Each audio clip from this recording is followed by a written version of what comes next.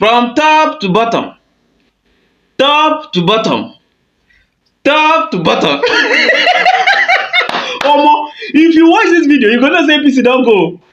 This man a political analyst, and no analyst, political editor for Arise News. The man don't break down the thing wey dey happen to APC. The man say something wey dey very clear. He talk say wetin dey do Tinubu and APC now be say the way dem take form the party, say some people wey join the party, the purpose wey dem pursue come that party, say no be the purpose na dey happen. Say this kind party, this kind organization, say wetin e dey last na one tenure. That is one term. After one person don go, to take satisfy everybody, to please every other person wey join, wey pursue their interest come, no dey possible. And now they don dey revolt, all of them say this party. I don't use my mouth talk am. When I watch the video, help me share am. Abeg, now for this video, now go understand so many things. And post elections. But someone, let's shift gear. I mean, 24 days before the polls open for the presidential election in Nigeria, El Rufai, the governor of Kaduna State, today made a statement. He's claiming that elements within the presidential villa are working against the APC's victory, and I'm sure by extension Tinubu's victory. How is this different from what we heard from Tinubu himself in Abeokuta a couple of days ago? And what does this mean for the APC? This is a very sad development for the governing party, because it's just going to be like what we've seen in some East African countries like Kenya, like Malawi and so on, where a group of political parties will come together, form what looks like a special purpose vehicle political party, and then all of a sudden, once they win election, they will just do one term in government and then just dissolve because of lack of consensus. We're seeing a lack of consensus in the APC at the moment. I can tell you, Adeswa, that what looks like a division is clearly happening in the APC. There's the Villa side of the APC at the moment. We have the ACN faction, or Ashiwaju faction of the APC at the moment, and then you have the other group, which is made up of aggrieved and silent members of those who made up the APC at the initial time. That's talking of a group of ANPP, a group CPC. Of ABGA. No, I mean the CPC is of course with the Buhari Villa people and all of that. So with the new PDP, the tiny fragment of the new PDP that's left. Now, I'm saying this because the signs have always been there. Remember, we've been asking some of them when we ask them questions on air, they deny it. But it's very clear that El Rufai, who's very close to President Muhammadu Buhari, can come out and say this openly, actually states to the fact that when we saw President Muhammadu Buhari quickly leaving the APC campaign in Bauchi just because a microphone got faulty, there was a problem. And we established that. When President Buhari visited Lagos on a state visit and Tinubu wasn't there, it was very clear that something was going on. And then when Tinubu also made his recent comment in Abeokuta, he had to go to Daura to go and meet President Buhari with some of these governors. It meant something was happening, just like it happened when he made the initial comment in Abeokuta. And it looks like the president is saying that the APC presidential candidate seems to be going outside of the purview of the thinking of his own government and his own loyalists within the party. You would also have seen that in some recent APC campaign stops, instead of the APC national chairman handing over flags to governorship candidate like it happened in some states in the southern part of the country, you're having the deputy national chairman performing some of the function. So the question is, where's the APC national chairman? Is there a consensus also among some people that Tinubu doesn't seem to be flying the flag of the party the way it would have been? Yes, there's a thinking among El Rufai and his camp that there was a Villa candidate that wasn't supported. But is it true that there was a Villa candidate? It's obvious that the Villa wanted someone, but President Buhari's inner caucus didn't want to seem as if they were imposing someone. They wanted a democratic atmosphere. Contrary to what some people would have wanted, the president to wield the big stick, make an announcement that this is his candidate, and of course that candidate will be forced upon each and every one. But they are now angry that at some point in time, it looks like money politics overtook the process.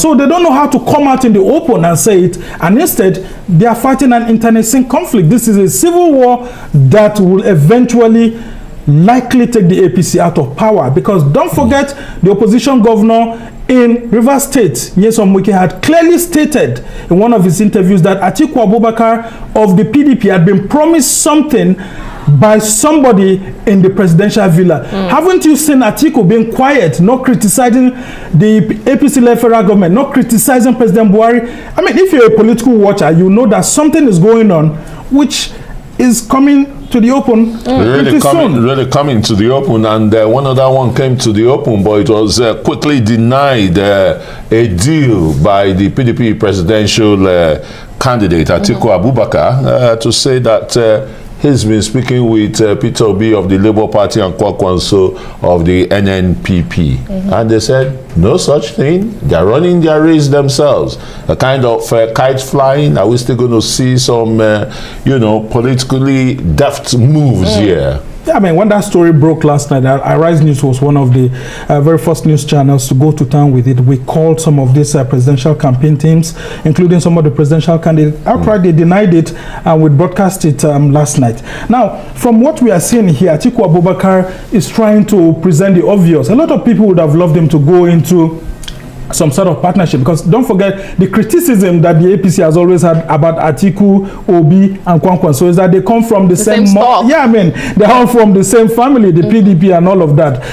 Remember, even when we had the presidential debate here and we had 3 of them coming and the APC presidential candidate not coming, one of the statements that the APC issued stated clearly that they are all members, they see them from the lens of PDP. And not PDP, Labour Party, and NNPP. Yeah. So from what we are saying here, Atiku would have loved the situation where he would talk to any of these persons and they'll come. Yeah. But if he has not done that formally, then we can assume that there are no talks. But if he picked up his phone and called Peter Obi personally, and maybe Peter Obi didn't tell his campaign team, or he called Kwankwanso personally, and Kwankwanso didn't tell his campaign team, that could be a different thing altogether. But if we must believe him that there is something, it has to be formalized. Now we are seeing the NNPP saying that some elders are being sent to go and talk to him. That cannot really work, because the process has to be formalized. Kwankwanso cannot step down right now because there's a party involved. It's no longer about him. Peter Obi can't step down now because it's no longer about him. I can tell you that some Labour Party faithful have said that if Peter Obi dares to step down in this race, that will be the end of his political career totally. And I will tell you that he wouldn't want to do that because it will be a political suicide. So if there is something on the table, could he also mean that Labour Party is also approaching an Atiku? Because we've seen some of the spokespersons that turn it around and say that, look, they would have loved an Atiku to step down for the Labour Party. So yes, it's not a bad thing for Atiku to want to do that, but the process has to be formalized. Atiku and his party must have a team that will interface with NNPP and the presidential candidate, or Labour Party and the presidential candidate. And if I were any of these 2 political parties, I will welcome those talks, because I can also use it to my own advantage and say, Mr. Atiku, why don't you also step down for me? Great, interesting. But, something I wanted to ask you, given your experience in the coverage of politics in Nigeria, when you hear northern elders putting pressure, how intense can that pressure be, given the political history of the North? Is it something we should pay attention to? And you've explained that it's possible for someone to step down, but it has to be formalized. So all of this, does it also point to the fact that the PDP is coming to the realization it cannot win the election without a coalition? Is that what this means? Yes, from the first one that you talked about, it's very clear that because of what has happened to Atiku Abubakar with Nyesom Wike and the aggrieved G5 governors, there are fears that the polity is beginning to take a religious and ethnic dimension. Don't forget, Aminu Tambuwa, who's the DG of the PDP Presidential Campaign Council, had warned Nyesom Wike at some point and the G5 governors that they should be careful, so that whatever the grievances they have at Atiku is not seen within the lens of they are trying to fight the North, or they are trying to fight Atiku because he's a Muslim. So from that perspective, you see that there's a tectonic movement that's ongoing. People are beginning to talk more if there are any talks, the talks will go more to put pressure on Kwankwaso, because the thinking is that Atiku Abubakar can easily get a Kwankwaso to step down for him than a Peter Obi, because of the calls for a Southern presidency, and because of the thinking that if Kwankwaso steps down for Atiku stands a better chance, because it means the North will likely go into the election as one, and then you have two Southern candidates that will divide the Southern vote. That's Peter Obi and Bola Tinubu. Yeah. So it will be in the interest of the North to pursue an Atiku presidency and beseech Kwankwaso to step down. But the reality on ground shows that even Atiku himself is not enjoying some followership in some part of the North. So this idea of putting pressure on Kwankwaso to step down, I don't think it's good for our polity. If we are able to push towards a runoff for the first time, it will help our polity better, because it means we can't have two big political parties that can hold us to ransom. And so I think that is a welcome development. Then talking on the last part of it, you'll see that the PDP cannot go into this election without alliances. The PDP, if it wants to win this election, should align even with a faction of the APC. As we have heard Malam Nasir El-Rufai saying that there's a Villa faction of the APC that doesn't support Tinubu. If I were Atiku, I will quickly look for the Villa element. Because for you to win this election, you need 4 out of 6 geopolitical zones. As it stands right now, none of the 3 major top contenders can confidently say they will win 3 geopolitical zones. And so for you to win from 1999, you will need 4. And that's why you see, like, for example, Bola Tinubu is concentrating on the southwest and the northeast, northwest, and then north central.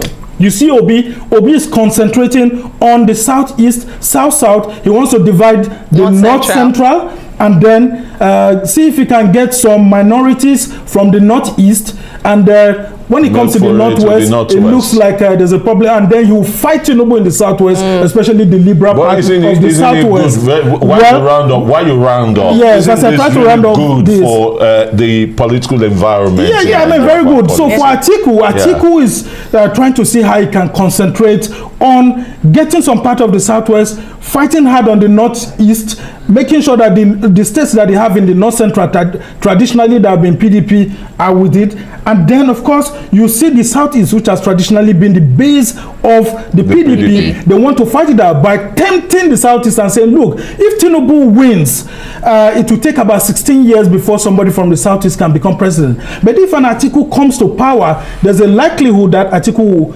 eventually cede power to someone from the southeast. And so as it stands, this sort of politics is not the one that we encourage, where you'll be sending leaders to talk about ethnic angle or to talk about religious angle. The best politics that we will need is for you to allow every Nigerian to go and cast his vote, just like Buhari is encouraging us to do. Absolutely. Go cast your vote based on who you want. If we go into a runoff, it will be better for us. Absolutely. Thanks so very much for that dissection. We can listen to you all day. Thank you so much. I call him the political encyclopedia. Sambo. But right now, when I don't say that thing where Tinubu go do, say they form political party. So now, so it dey be. So now, once na those kind of party they last, so now don't see them. That's why they get problem everywhere, because all those people then gather that time. Now the disadvantage now be this. Now the disadvantage be this. Now the disadvantage now they face now.